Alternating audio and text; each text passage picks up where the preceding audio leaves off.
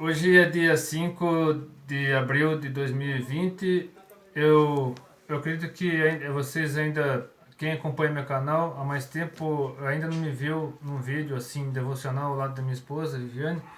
E nós estamos atendendo a convocação do presidente do Brasil para um jejum, um dia de jejum e oração pelo país para que estejamos livres dessa ameaça chamada coronavírus, para que nós já estamos fazendo nossa parte, cuidando da nossa higiene, evitando situações de risco, usando álcool em gel, limpando a casa e tal, aquilo que tem sido incentivado pelas autoridades sanitárias, mas nós não podemos ser reféns do pânico, do desespero, do medo, do caos, porque nós queremos um Deus que está no controle de tudo, que tem todo o poder para afastar essa pandemia, não só do Brasil, mas também do mundo.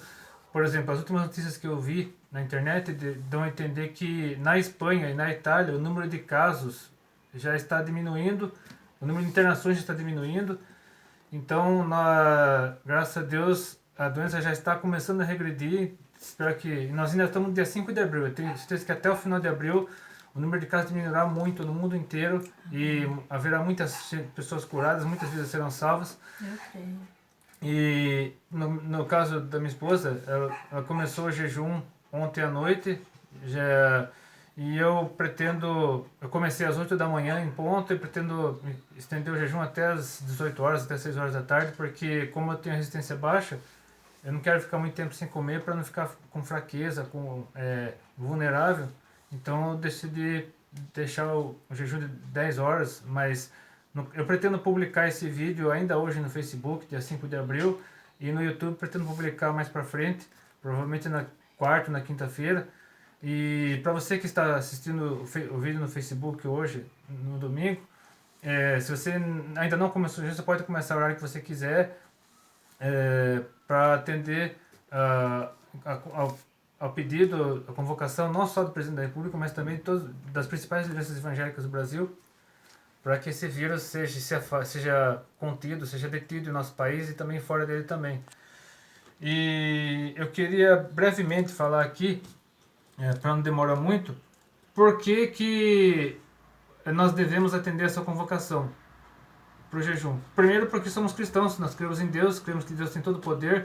É a primeira vez que eu me lembro que eu estou fazendo jejum, e até agora, graças a Deus, agora nesse momento são 5 e 2, 5 horas da tarde, daqui a uma hora acaba o meu jejum pelo menos, eu entregarei o jejum daqui a uma hora mais ou menos.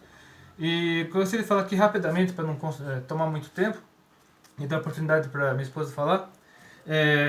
Gostaria de ler aqui rapidamente 2 Crônicas 7, de 13 a 15, que é quando Salomão, um dos textos bíblicos que fundamentam o motivo pelo qual nós devemos aceitar convocações para jejum e oração, que as próprias autoridades, isso é bíblico, tem total respaldo bíblico. Muita gente diz que não tem nada a ver, que não sei o que, fala um monte de coisa, mas tem respaldo bíblico sim, está aqui na Bíblia. E um dos textos que fundamentam isso é 2 Crônicas 7, de 13 a 14, após Salomão consagrar o templo, edificar o templo, consagrar o templo, tal, Deus, Salomão ora a Deus e Deus responde.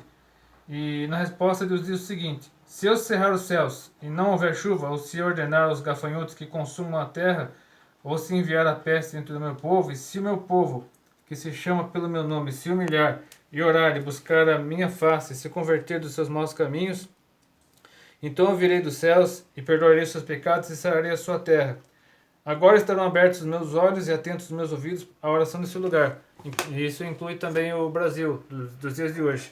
Então, gostaria de só rapidamente falar outros textos, outras passagens, só citar, porque são textos longos.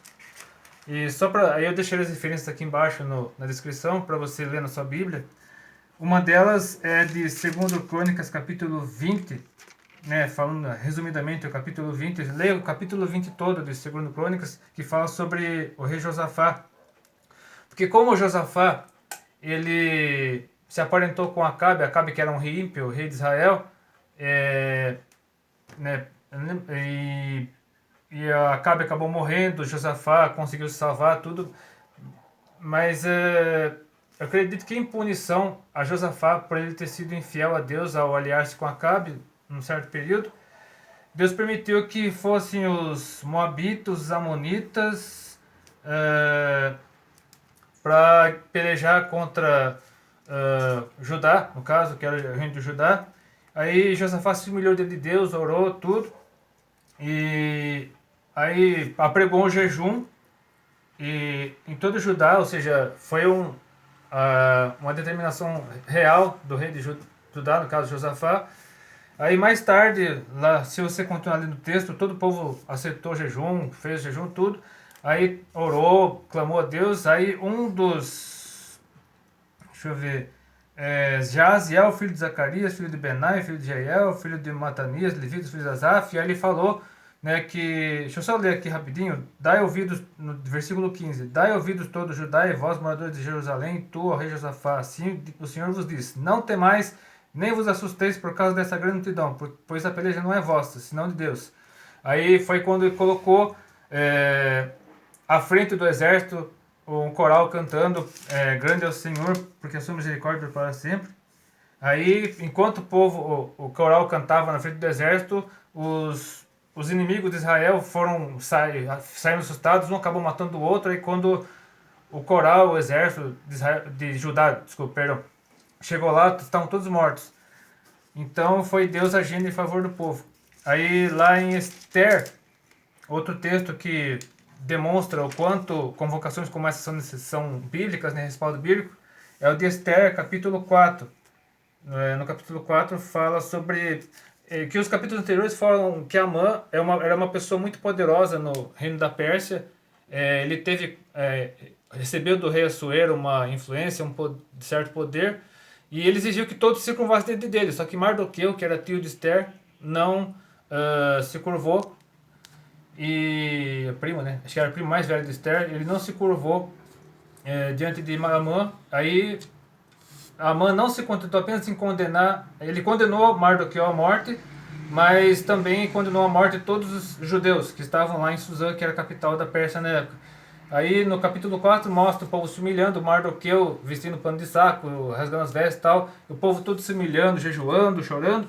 E aí Esther fica sabendo por meio de Mardoqueu o que tinha acontecido, e ela eu só lerei aqui o versículo 16, que era Esther respondendo a Mardoqueu: vai, ajunta a todos os judeus que se acharem em Suzã e jejuai por mim, não comais nem bebais por 3 dias, nem de dia nem de noite, e eu e as minhas moças também assim jejuaremos, e assim irei ter com o rei, ainda que não é segundo a lei, e perecendo pereço. Ou seja, porque era ilegal a rainha ir até o rei sem ser anunciada, sem ser, né? E aí ela correu risco até de morrer, mas o rei estendeu o cetro para ela pôde falar tudo, sugeriu uma data para um banquete entre Assuero, ela e Amã, e nesse banquete ela denuncia Amã, e Amã foi enforcada na forca de Mardoqueu, e Mardoqueu foi exaltado.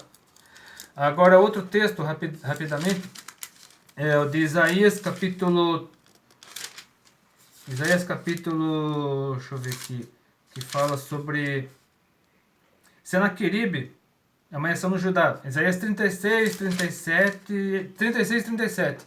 Leia Isaías 36 e 37 que mostra a história toda. Senaqueribe se levantou contra Judá, isso mais tarde, depois de Josafá. O rei Ezequias era um rei piedoso, temente a Deus.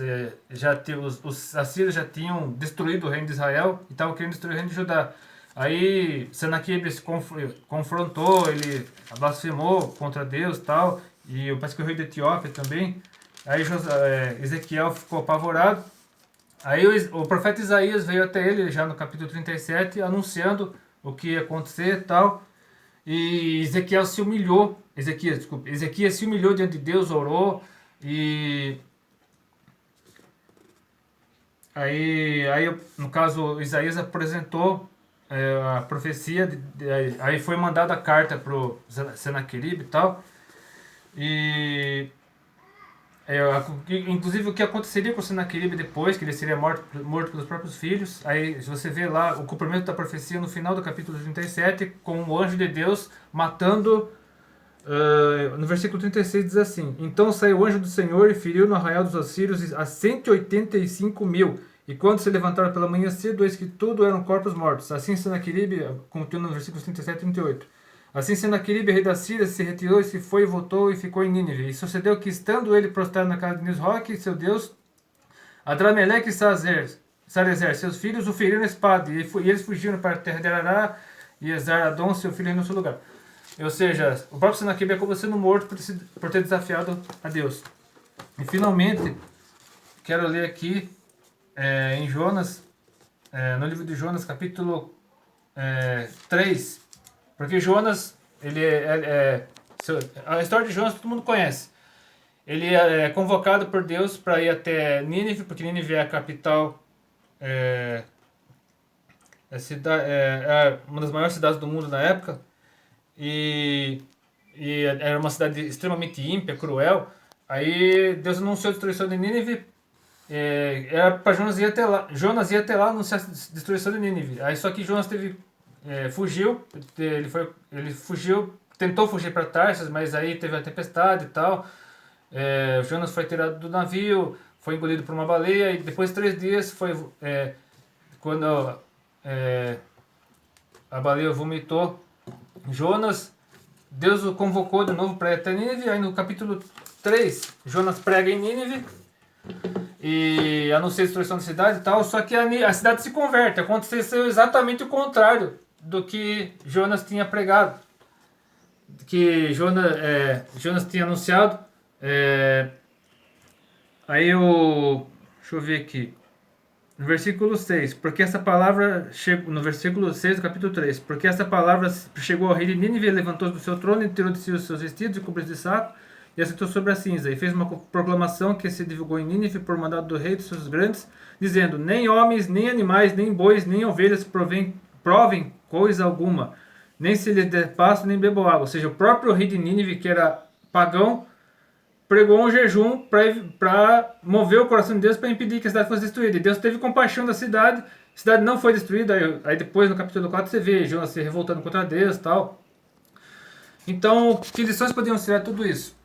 Que convocações, como a que o Jair Bolsonaro fez, são totalmente bíblicas, tem respaldo bíblico, ainda mais um presidente que se diz cristão e é simpático aos cristãos, ele incentiva a prática cristã evangélica, os católicos também, porque ele é católico, mas a esposa dele é evangélica, então ele incentiva os cristãos, ele dá muito apoio, muito respaldo aos cristãos.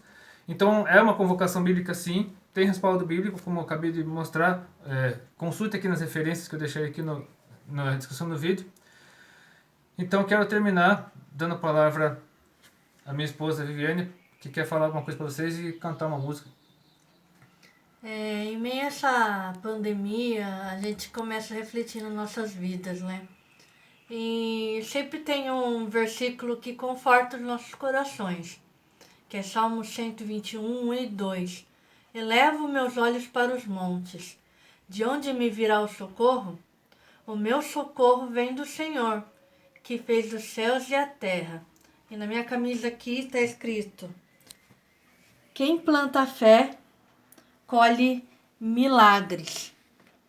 E essa mensagem é muito, o agir de Deus é incrível quando a gente tem fé e confiamos de que Ele vai fazer o melhor por nós, por meio dessa pandemia. E tem uma música que eu gosto muito de cantar e só vou cantar um refrão e o coro, que fala muito no meu coração, e que Deus abençoe a vida de vocês aí. Deus enviou seu Filho amado para perdoar, para me salvar. Na cruz morreu por meu pecado, mas